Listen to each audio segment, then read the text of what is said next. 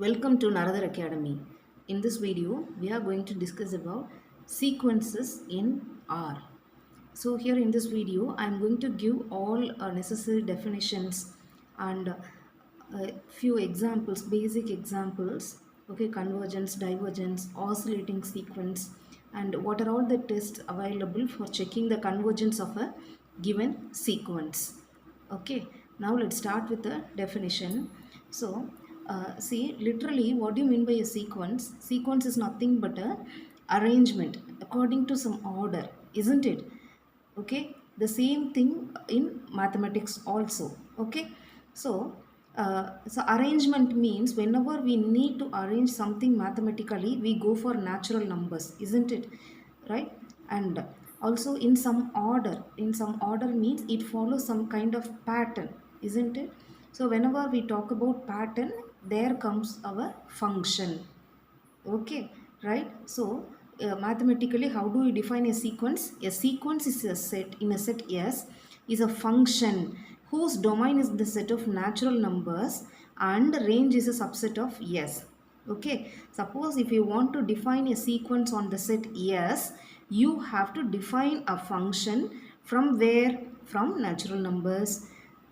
Okay, on to the set of S, right? Okay, a sequence whose range is a subset of R is called a real sequence. If you define a sequence on the subset of real numbers, it is called a real sequence. So how do you say? A sequence is a function which assigns a unique real number an for every natural number n. So here I have explained you why do you take the natural numbers and why do you define a function. Okay, so arrangement of numbers is called sequence. Okay, right? So arrangement means what? We have to talk about natural numbers, right? That is, sequence means we have to write it like a1, a2, a3, etc. No, so 1 2 3, that indices, they are nothing but what? Natural numbers. And then this a1, a2, a3, etc., they follow some pattern, no, for becoming a sequence. So that pattern is defined by means of a function. So sequence is a function from the set of natural numbers to a subset of the real numbers.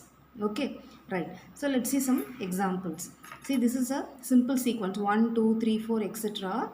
How do we get this sequence? This is obtained by defining f of n equal to n. That means this is identity mapping. For the first element is 1, second element is 2, 3, etc., 4, etc. So what is the pattern followed here? Okay, the identity f of n equal to n. Next, this is another sequence which is formed by framing f of n equal to n square. 1 4, that is 1 square, 2 square, 3 square, 4 square, 5 square, etc. So these are few examples for sequences, right? Next one is convergent sequence. See, whenever in mathematics you are talking about something which goes up to infinity, we will talk about convergence. Whether that is when it is something is going towards infinity, we will check whether it converges towards a number, that is it is getting closer to any particular number or not. Okay, that is the thing we are studying in convergence. So when will you say a sequence is convergent? A sequence is said to converge to a number L. Okay, this is the notation for sequence we use in this video. Either you can use this brackets or this type, right? A sequence is said to converge to a number L if for given epsilon greater than 0, there exists a positive integer m such that modulus an minus L is less than epsilon for all n greater than or equal to m. This is the mathematical definition for convergence. Okay, so convergence means my sequence, my terms of the sequence are very much closer to a particular number L. Okay, I will explain you why do I write like this. See, my that is almost all terms of my sequence are very closer to L. Already in a previous video I have explained you how to define neighborhood and all. Okay, see here L means the limit of the sequence. L is the limit of the sequence. That means after certain term, m is, n and m are what? Indices. That is a1, a2, a3, etc. that we are saying. No, this m and n are indices. That is after the mth term. Okay, this m may be any value. After a few terms, all the terms of the sequences are very closer to L. How will you say very closer to L? The distance or modulus of an minus L is less than epsilon. Wherever you see epsilon, that stands for a very small positive number. Okay, right? So what do we say here?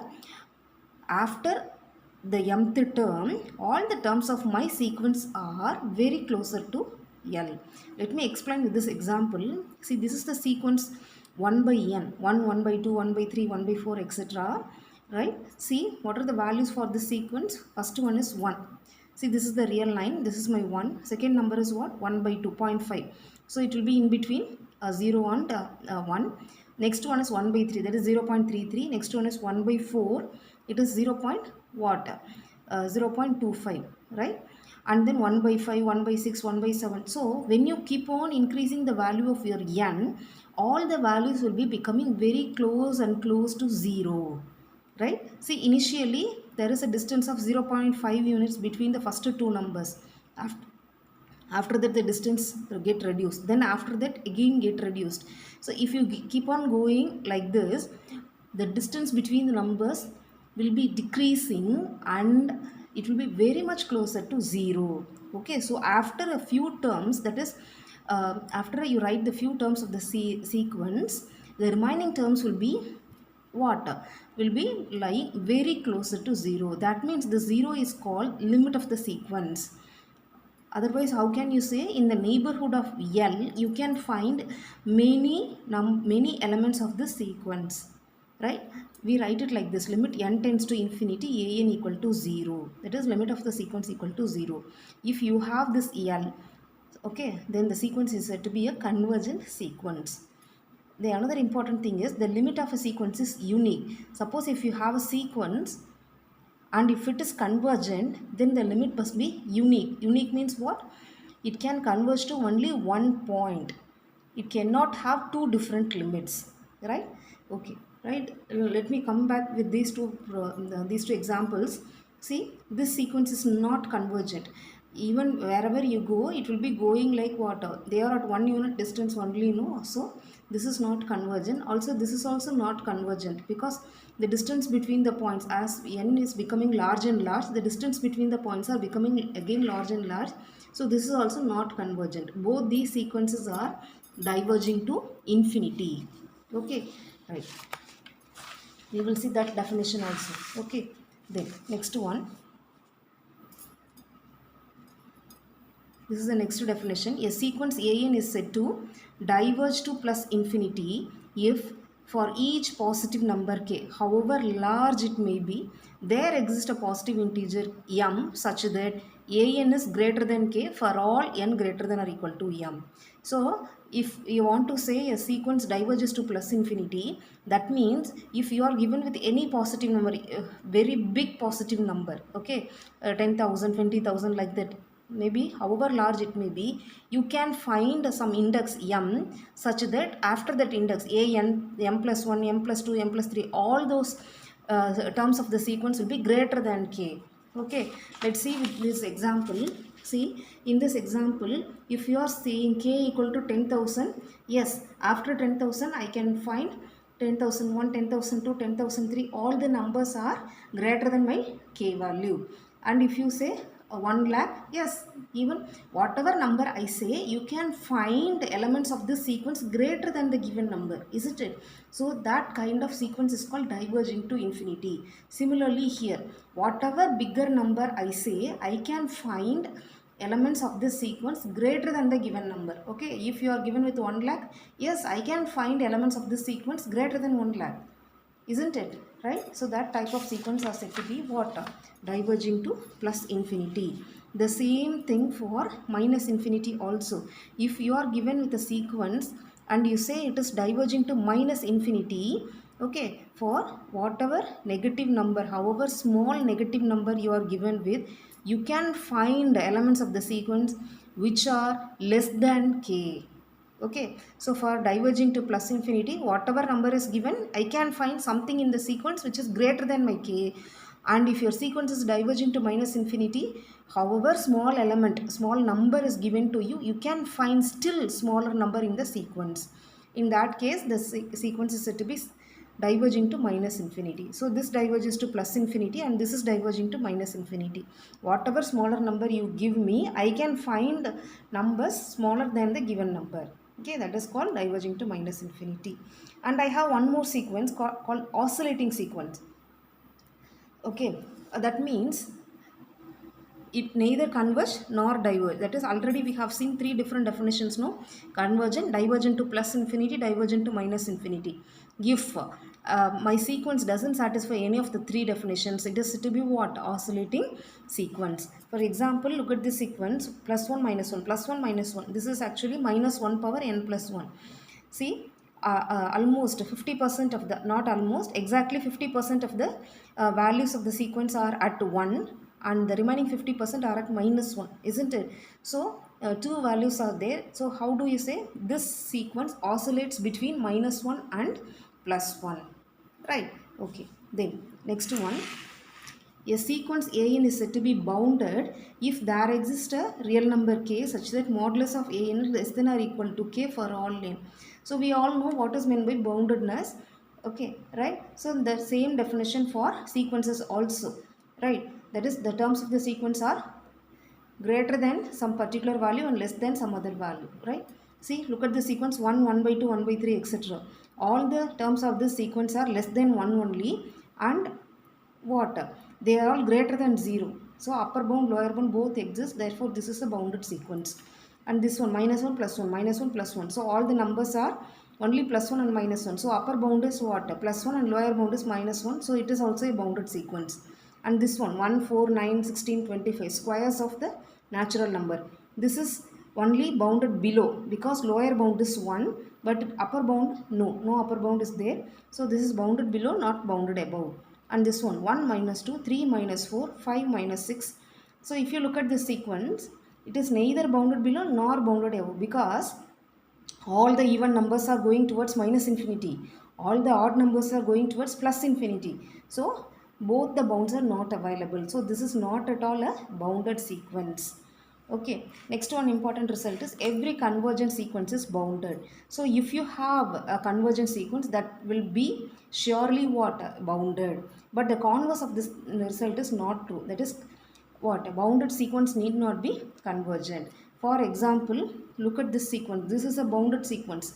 Minus 1 is the lower limit and plus 1 is the upper limit, but this is not convergent. Already I have explained you this is an oscillating sequence. So this is a bounded sequence which is not convergent, but this is a convergent sequence, isn't it? This already we have seen 1 by n. This is the sequence 1 by n which is converging to 0. Therefore, this is convergent, hence it must be bounded. Okay, right. Next one, let's see some properties for limit. See, I have two sequence an and bn. Sequence an is converging to a and bn is converging to b. Then sum of the sequence an plus bn converges to a plus b, an minus bn converges to a minus b, and the product an into bn converges to a into b, and the scalar multiplication k into an. That is, if you multiply all the terms of the sequence by some fixed number k, then the sequence, new sequence kan converges to ka and 1 by an converges to 1 by e provided this a is non-zero. Okay, and similarly quotient an by bn converges to a by b with b not equal to 0. And also one more result, if all the terms of your sequence are positive, okay, all an are greater than or equal to 0, then their limit is also greater than or equal to 0. Okay, then next one. Next one principle, this is called squeeze principle. See, I have three sequences an, bn, cn. This an and cn both are convergent and they converge to limit L. Okay, and suppose for all n greater than or equal to p, that is after few index, I have an less than or equal to bn less than or equal to cn. That is, all my bn can be put in between an and cn. Then bn also converges to L. See, this sequence and this sequence are converging to L, then this bn will also converges to L. Okay, next one, Cauchy's first theorem on limits. This theorem says if you have a sequence converging to L, then the sequence which is formed by the arithmetic mean. Arithmetic means what? Sn equal to a1 plus a2 plus etc. an by n. that is the sum of the first n terms by n. This this will form another new sequence. No, S1 means A1 by 1, S2 means A1 plus A2 by 2, S3 means A1 plus A2 plus A3 by 3. So the new sequence which is formed by taking arithmetic mean, that will also converges to the same limit L. Then Cauchy's second theorem on limits. This is for geometric mean. Suppose I have a convergent sequence an converging to L, and all the terms of the sequence are positive. Then the geometric mean Pn equal to, geometric means what? The product of the first n terms taken to the power of nth root. Okay, that will also converge to L. That is P1 means A1 power 1. P2 means A1 into A2 power 1 by 2. P3 means A1, A2, A3 whole to the power of 1 by 3. Okay, this will form a new sequence. No? That sequence will also converge to L. Okay, right. Then next one is Cauchy sequence. A sequence is said to be Cauchy if for given epsilon greater than 0, there exists a positive integer m such that modulus of an minus am is less than epsilon for all n greater than or equal to m. See, Cauchy sequence means that is after few terms, the an minus am. Okay, that is an minus am means what? The distance between an nth term and the mth term will be less than epsilon. That means they will be closer to each other. Okay, every Cauchy sequence is bounded, and Cauchy's convergence criterion says a sequence in R converges if and only if it is a Cauchy sequence. The next one is monotone sequence. This plays a very important role for finding out whether a given sequence is convergent or not. Okay, a sequence is said to be monotonically increasing or monotonically non-decreasing if an plus 1 is greater than or equal to an. And similarly, a sequence is said to be monotonically decreasing or non-increasing if an plus 1 is less than or equal to an. If you see the example, you can understand better. See 1, 2, 3, 4. All the terms are keep on increasing, no? So this is monotonically increasing. See 2, 2, 4, 4, 6, 6. Here they are not increasing correctly, but not becoming less than, no? Okay, that is for first term equal to second term, greater than, then sorry, less than the third term. Okay, if this pattern is formed, that is also increasing. And this one, see minus 1 minus 1 by 2, this is also increasing, isn't it? And then this one 1 1 by 2 1 by 3, decreasing sequence. 1 1 1 by 3 1 by 3 1 by 5 1 by 5, yes, decreasing. 0 1 0 1 0 1, this is neither monotonically increasing nor monotonically decreasing, so this is not a monotone sequence. Next, monotone convergence theorem. This theorem says every bounded monotone sequence converge. Okay, a sequence must be both bounded and monotone for its convergence. Okay, next one is subsequence.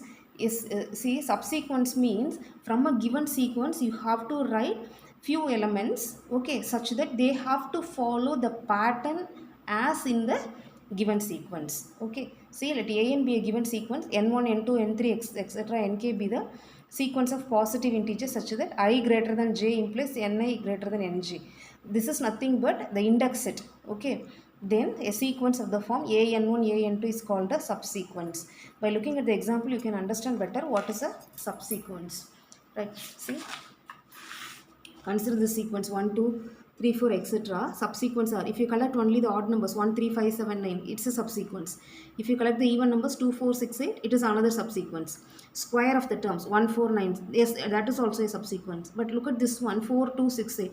This is not a subsequence because after 4 2 is coming, no, some pattern is followed here in the original sequence that is not followed here. So this is not a subsequence of the given sequence. The elements may be taken from here, but the pattern is not followed. So this is not a subsequence. Okay, then a sequence converges to L, then every subsequence converges to the same limit L. Okay, and then every sequence has a monotone subsequence. See, 1 minus 1 1 minus 1, this is a sequence. No, this is not monotone sequence because it is both increasing and decreasing, so it is not a monotone sequence. But if you write the subsequence 1 1 1 1 1 minus 1 minus 1 minus 1, these two are monotone sequences.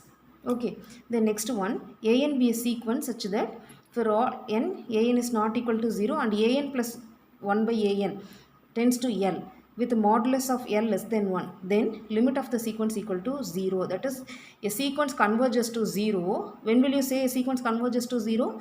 an plus 1 by an, limit of an plus 1 by an is less than 1. And then monotonically increasing sequence which is not bounded above. Monotonically increasing means it keep on increasing, but it is not bounded means what? It diverges to infinity. The same thing for decreasing sequence. Decreasing but not bounded below means diverges to minus infinity. See, 1, 2, 3, 4. This is monotonically increasing but not bounded above. So this diverges to plus infinity. Minus 1, minus 2, minus 3. This is monotonically decreasing but not bounded below. Therefore, it diverges to minus infinity. Then a few more results. See, an is a null sequence. Null sequence means what? Converges to 0. And bn is a bounded sequence. Then an into bn is a null sequence. Okay. Then another one. an oscillates finitely and bn converges to 0. Okay, then limit n tends to infinity, an into bn equal to 0. For example, minus 1 power n into 1 by n equal to 0. So see, minus 1 power n, this oscillates finitely. That means it oscillates between plus 1 and minus 1. And then limit n tends to, this is my bn and it is equal to 0. Then the product of these two sequence, minus 1 power n into 1 by n converges to 0. Okay, that's all for this video. I will post problems in the next video. Okay, thank you.